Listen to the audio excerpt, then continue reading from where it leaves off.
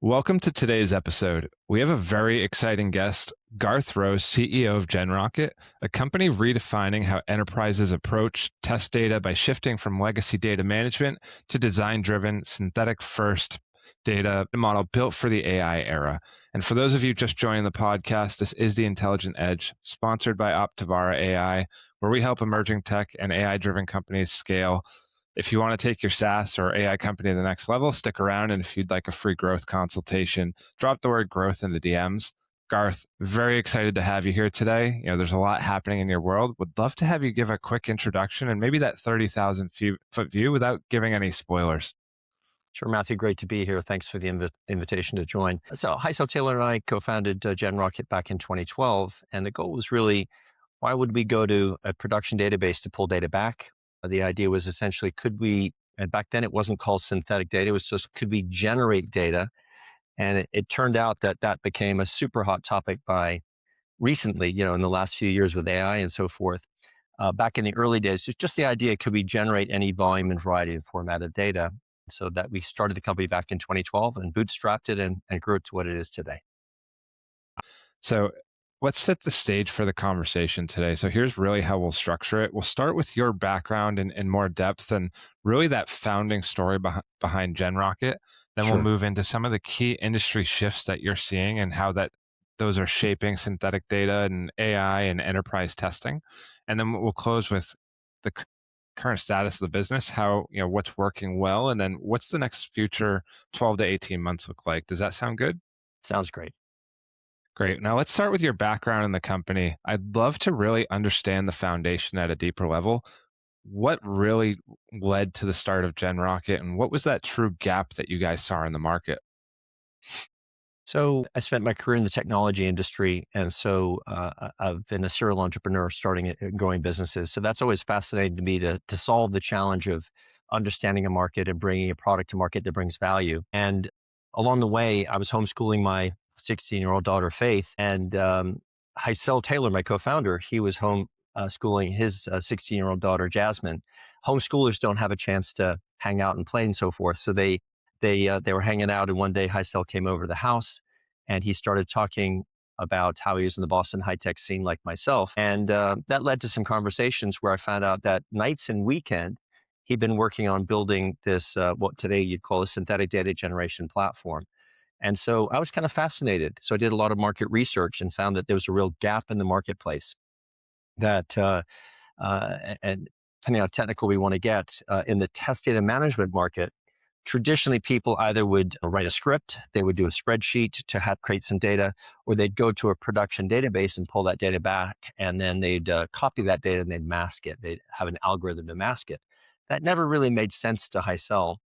And so as he described it to me, I started thinking, that could be a pretty big market opportunity. And so we collaborated. And so when we started the company, it was really, let's sound the foundation for successful business. So in the very early days, we spent a lot of time figuring out, how do we build a great culture?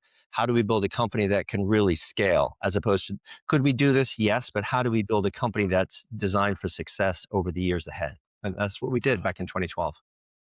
Got it. And for those that maybe aren't as familiar with the core problem, how would you define that for enterprise customers today? Sure. So let's take the enterprise, because there's of course all different sizes of company. But if you're a large enterprise, maybe a large bank, an insurance company, healthcare company, first of all, you're regulated. So that means you just can't go grab some data and expose it to your testers. You have to make sure that everybody's dealing with secure data. In New York, for example, there's GDPR, the General Data Protection Regulation, and that's spread all over the world. So the data has to be secure. And so the question was, okay, if I'm a large enterprise, I have all these different databases, all these different data formats. I need secure data. And what am I trying to do? I'm trying to test my applications. So I might have Guidewire, which happens to be in insurance. And there's a transformation going on in the world right now for insurance companies, where they're moving from on-prem Guidewire to cloud-based Guidewire. Or SAP, they're going from on-prem SAP to cloud SAP. So how do I test that migration? How do I test that data? Well, I need a lot of test data. And that test data has to be valid and accurate, but I need more than just good data, happy path data. I also need to have negative and boundary condition and volume of test data. So that's the problem we're solving, is essentially saying if you want to test an application and eliminate the bugs, then you need a lot of test data. Where do you get that data from? GenRocket says, we'll design and generate that data for you. With the traditional approaches, what had fundamentally broken with those legacy approaches like masking and subsetting? Right. Thanks for that reminder. So essentially, it's being able to access that production data. It's regulated. It can take days, sometimes weeks. One of the organizations that we won a contract with, it was taking 5 weeks to go to production data, to pull that data back, to be able to mask the data. And the second thing that's a little more subtle is that data coming from production gives limited data coverage. So if you think about test data, you want to have full coverage, but production data, depending upon the industry, is around 50, 60% data coverage. So how do I get all the data coverage that I need for in testing boundary conditions, for the volume of, let's say you're a bank and you're doing a lot of checking to saving transactions. You need a lot of volume of data. So I need more data. I need secure data. I need data that's not just so-called happy path data. That's again what GenRocket was designed to deliver. And there's others in this market. What's really that key differentiator for our audience that would make them say, all right, GenRocket is the route we need to go?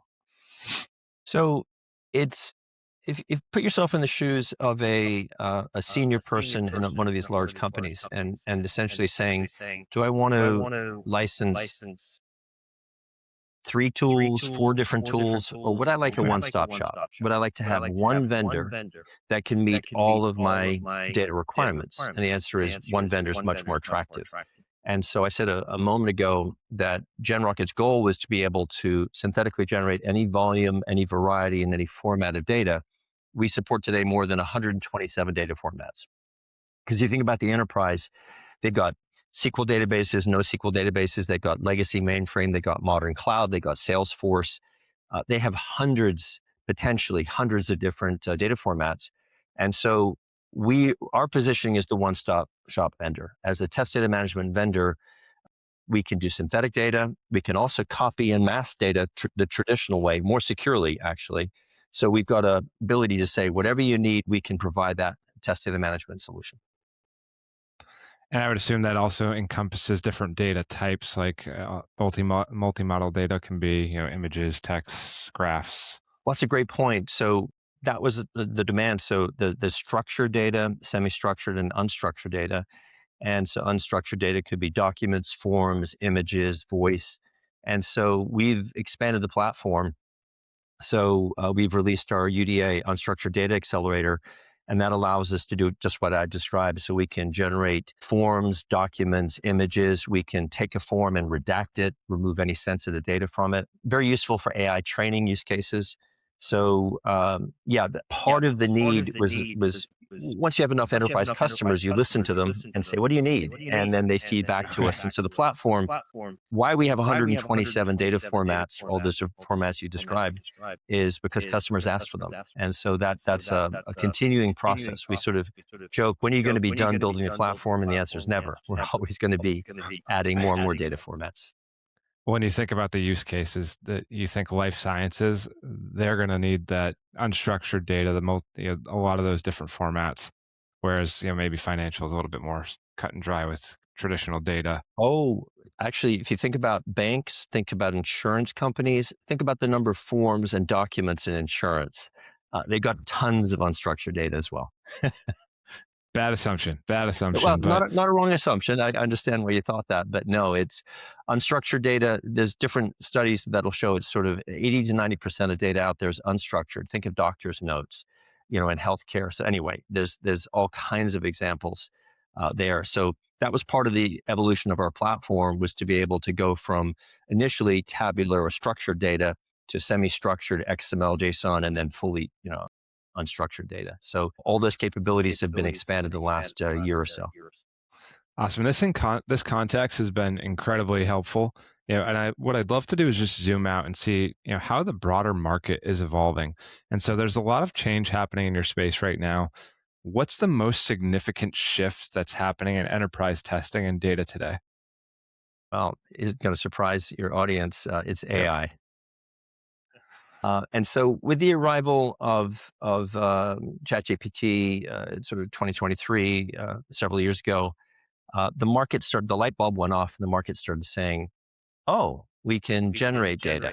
And so, there's certain use cases where AI is not a great application, at least today. There's some that are very useful. So the first thing is that if you think of in software testing, you start with the requirements, functional requirements, business requirements, and that translates down to a test case and potentially a test script. And it used to take a tester maybe half an hour to build one test case in the past. Now with AI, you can automate that process and build it many test cases in seconds, ingest the requirements and so forth. So that's greatly sped up. That's been a great change. But then the next thing is, oh, well, generate the data too. Well, what are AI systems? They're probabilistic. They're not deterministic. So the problem is they hallucinate. So I've done this test myself. I say, give me this amount of data in this format, and the system comes back and gives me the data. And then I said, great, that was super. Give that same data to me again, and it gives me different data. And even if the data doesn't have referential integrity, the proper data relationships, it'll tell me it did. So one of the challenges is the idea with AI is that you could generate data, fantastic, but then the quality of the data, and by the way, there's a cost. On average today, it's about $1,000 per gigabyte of data to be generated, because the token cost. So the industry's sort of waking up to saying, we love the idea of generating data, but we want deterministic, accurate data for those test cases. So in fact, we are in June rolling out our data as a service, our DaaS API solution, to exactly meet that data requirement. Accurate deterministic data, no token cost, so a fraction of the cost for the solution compared to if you're going to use a Gen AI solution to generate data. And I completely understand the pain around the tokens, right? I use just about 5 or 10 tools now, and Claude seems to hit me with a usage limit just about every They're trying day to make until I money, aren't they? upgrade. I guess so. And how is AI changing really the requirements around test data just beyond the hype?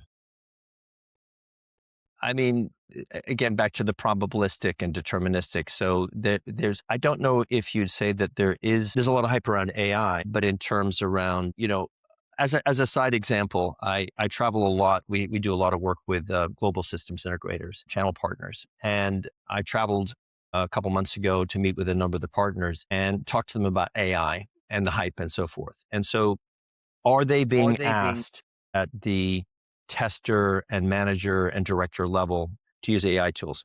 Absolutely. But then you say to them, how's it going? What value are you getting? And the answer is mixed. Some value, especially in the test case building, that's really very useful. But in terms of these sort of incredible use cases, they're few and far between. So there's a lot of hype around it, but when you actually talk to the people on the ground about sort of groundbreaking solutions in quality engineering and testing, there's a lot of development going on. There's agentic systems being built, and we'll see how that plays out. So to us, it's opportunity. The fact that there's agentic systems being built, they need a lot of test data. They need deterministic, accurate test data. So for us, that's opportunity. And are you seeing a lot of enterprises, and if you are, like where potentially they are overestimating their actual readiness when it comes to AI and data? And we've talked about hallucinations, and those that think they're ready and they're not, they're probably going to be dealing with more hallucinations than those have actually prepared. Well, it's from what we're seeing in the market is that there's a lot of experimentation going on. So every company, every enterprise we talk to has an AI team. They need training data, which we can generate and provide for them. So that's really useful. I don't see that they're necessarily ready. I think it's the experimentation phase, what's working, what's not. There's data demands. And so there's a lot of figuring out going on in the market right now in terms of, uh, you know, interest, excitement, and there's a bit of a shift going on now to getting to more practical solutions. Costs are coming in. I think you know that Anthropic is raising prices. You have OpenAI and Anthropic wanting to go public, which means they have to actually make money. They're all losing money substantially, massive losses. And so how do they get to more of a break-even scenario? They got to raise their prices. And that's creating uncertainty within the marketplace around, can we rely on this tool to be baked into our, what if we don't know what it's going to cost us? So it's exciting, potential for efficiency and gains, but a lot of uncertainty. Our goal is to say we can provide a reliable, deterministic, stable cost basis for the synthetic data platform. Well, and no one wants to be hit with, a 5 to potentially, $1.5 million, overage on AI, depending on the size of the organization using it, because you think you're paying one, and next thing you know, it's a bill based off usage, especially when people don't even realize it for something very simple. So again, it's the experimentation, but at what cost? Well, and that's where I said our calculations are currently, with current cost basis, it's around $1,000 a gigabyte to use Gen AI tools to generate data. Now you start to scale that up, and you could be spending in an enterprise hundreds of thousands of dollars to generate data, which is unattractive, and that cost can only go up. And again, there's the hallucinations. I'm not saying Gen AI never generates useful data. It can, but again, with these partners, I traveled and talked to some of them, and they all sort of chuckled and they said, "Of course, Garth, we played around with Gen AI to generate the data. Doesn't really work." So that's not me saying that. That's literally every partner that I met in February and talked to about Gen AI tools had played with the tools, tried them, and said, not really what we need. And are you seeing any kind of buying pressures that are influencing kind of buying behavior, such as compliance or data privacy? Yeah, substantially. So I think the trend, it started maybe 2 to 4 years ago, where chief information security officer said, we just have to restrict access to production data. And that started, one of the world's largest insurance organizations selected GenRocket to replace two legacy test data management tools because they perceived our architecture, our synthetic data architecture, to be more secure. So we're on a 5-year program with this organization to replace the legacy vendors, bring in GenRocket synthetic data. We've rolled it out currently to about 150 different applications, on our way to 1,000 in this enterprise. But the number one driver there was the security posture. The second side benefit is the speed and the quality of the data. So if you look at sort of the two pillars of GenRocket, it's data security and data quality. That's a great transition, going from that large customer into kind of what's the current state. So with those trends in mind, I'd like to see, kind of bring it back to what you're seeing on the ground. As you scale GenRocket, I'm curious where kind of things stand today. What's been driving the most momentum in the business right now? So, I mean, we've had a steady double-digit year-over-year growth since we first got in the market in 2018, 2019. So we just continue scaling and growing. And I think the big trend that we're seeing is that a shift from legacy test data management. We offer those copy mask capabilities as well, but essentially the trend is going strongly towards synthetic data generation. Gen AI has shown it. The market wants to go in that direction. So the question then is, okay, I want to do enterprise-wide synthetic data. How do I make that easier to think about synthetic data use cases how do I design data at scale? Let's say I've got an insurance workflow. In insurance, you have customers, agents, policies, claims. You have many systems. You might have 4 systems or even 10 systems to handle that workflow. So how can I design synthetic data to be consistent so that the Matthew in system number 1 is the same Matthew in system number 2 and 3 and 4? That's what we've been working on at GenRocket, is really to make that easier for the how do they visualize that.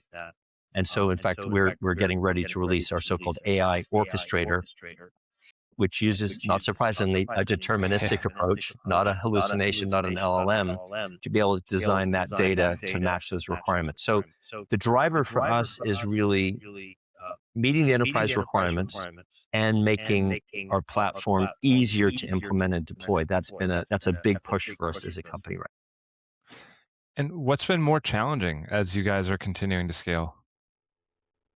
Well, it's if you think about growing a tech startup, and I'm a serial entrepreneur, so I've started numbers of different companies, and so this isn't only for GenRocket, but uh, attracting the talent we need to grow the business, finding the right people. We've got great people. We have a great team, great culture. But being able to, how many people in the market before we existed knew about synthetic data? I mean, nobody really. And so you have to find people who have the right skill set, who are trainable, coachable, cultural fit.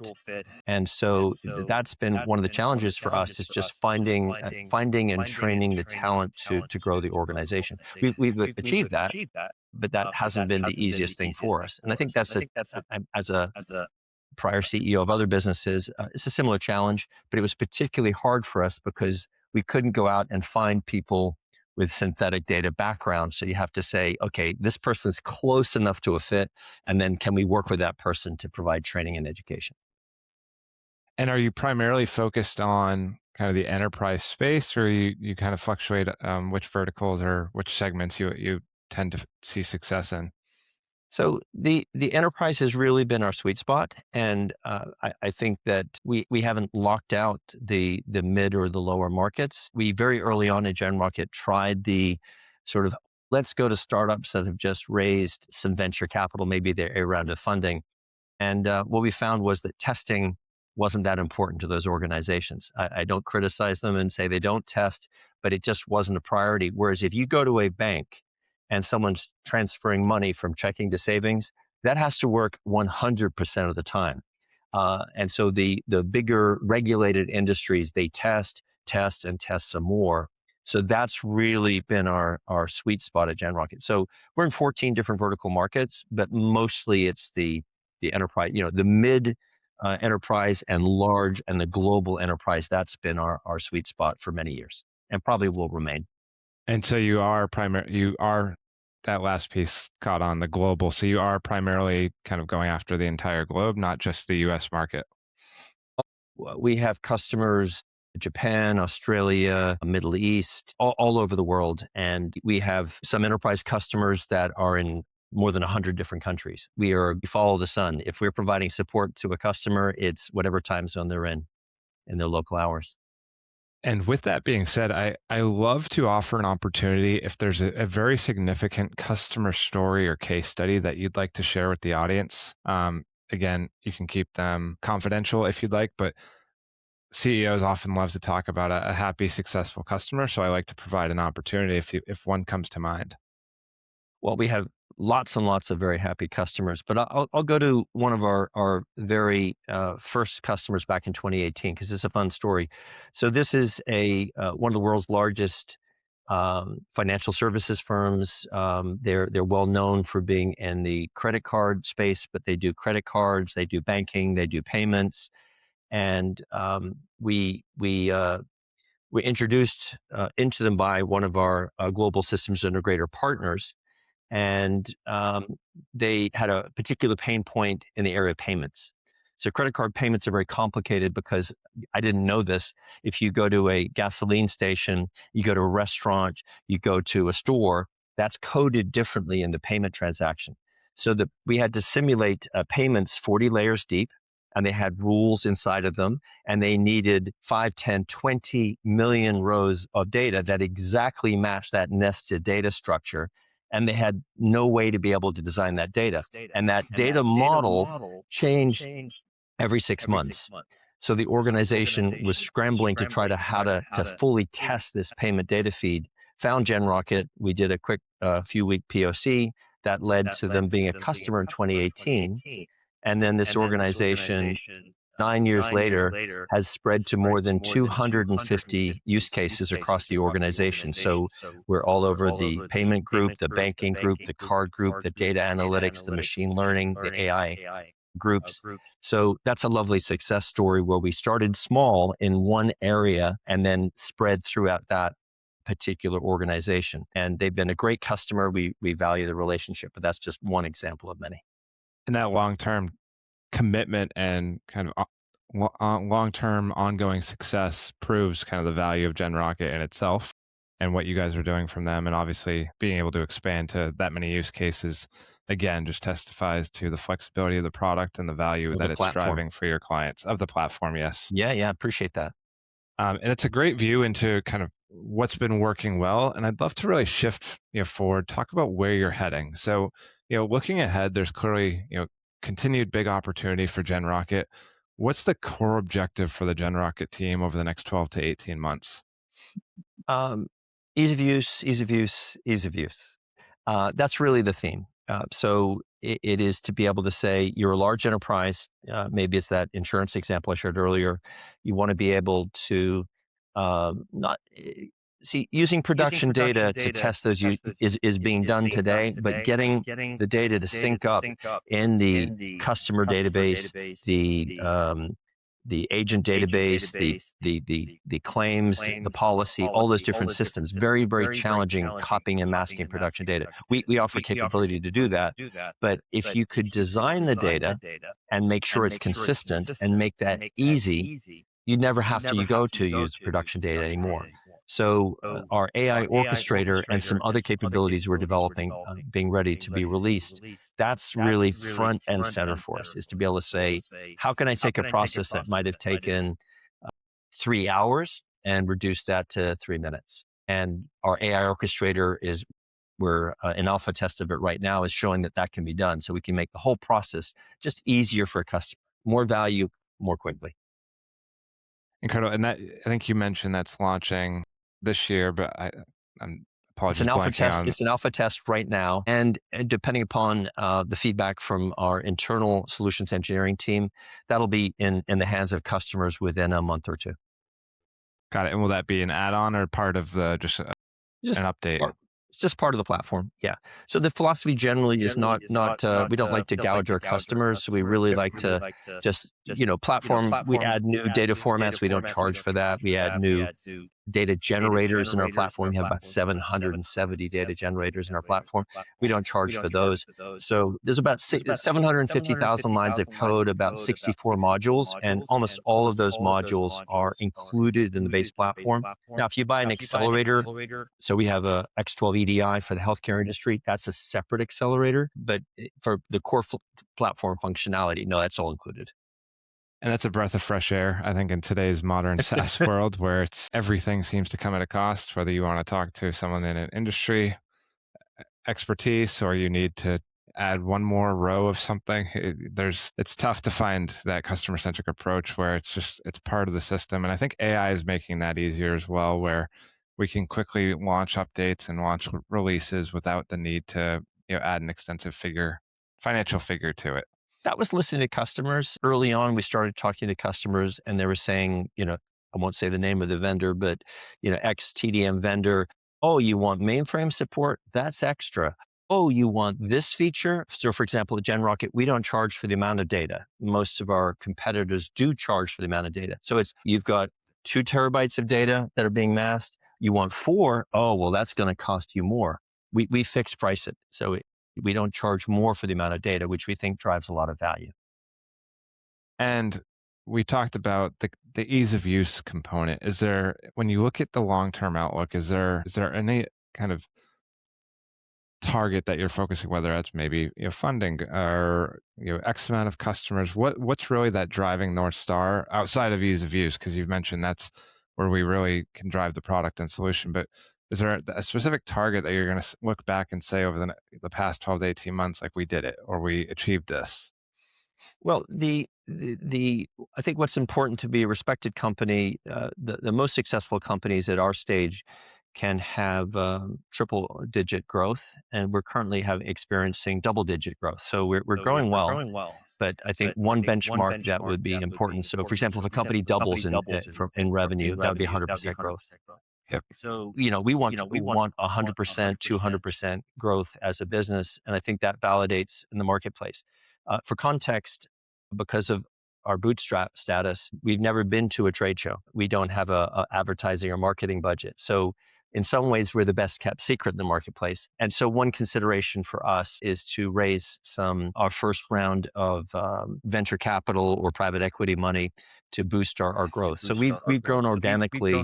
We do have some friends and family and angel money into the business, but the goal would be to be able to accelerate our growth and provide a vehicle, a company that a private equity firm would be very proud to invest in and fund our growth. So that's something that we're considering.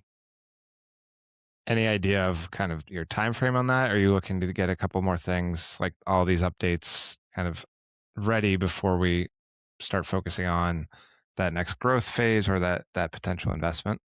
We have a steady stream of investor groups that approach us, which is lovely. And they knock on the door and say, "Hey, can we chat?" And we chat. And so it's really a matter of alignment because in investment, I've raised capital before. And so it has to be something that aligns with the terms and conditions of what we are looking for. And also there's a cultural fit. An investor is generally investing in you, for 3 to 5 to 7 years.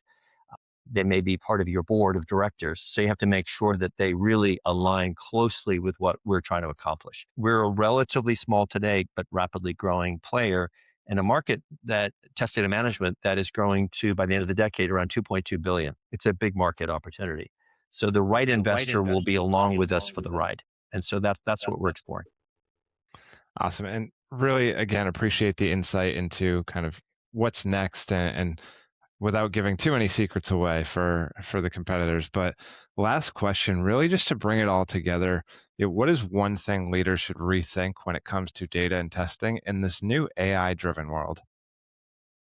Well, while I've mentioned that there's a lot of interest in that, I'll remind leaders that LLM-based data is probabilistic, and the data, the way we generate it, is deterministic. So I think accuracy and quality of data is paramount, and also just reminding leaders that AI is in the testing world. There's certainly opportunities for efficiency.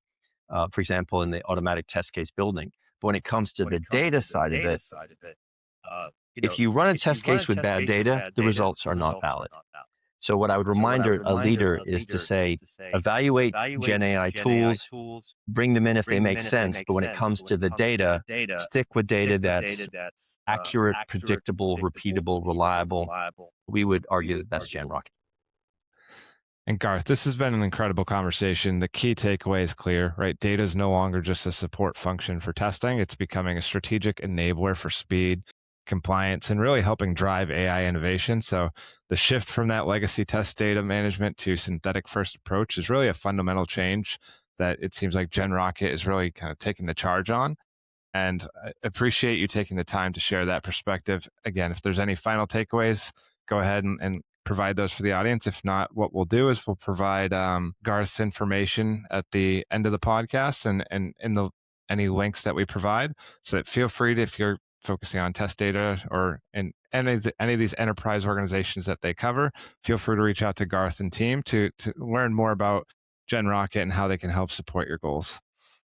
I didn't have anything to add other than just an expressing thanks. So Matthew, thank you so much for the opportunity to join the Intelligent Edge. I can see you did a great job of asking questions, and hopefully that brought value to your viewers. So thank you very much. Thank you.